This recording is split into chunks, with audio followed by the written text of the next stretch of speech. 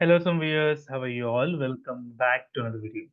Guys, in this video, we're going to see how we can update if there are any updates in Ubuntu OS. For that, guys, just navigate to left bottom corner. You can see the 9 dots here, which says Show Applications. Click on that and just search for software. You can see software update pops up here. You can click on that.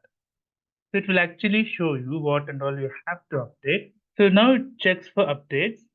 So it is downloading all the updates here, loading the software list, and it is now finished.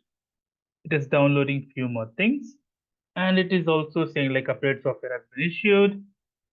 Do you want to install? Install now. Let us install now itself. Let me click on install now. So now it asks for me the password.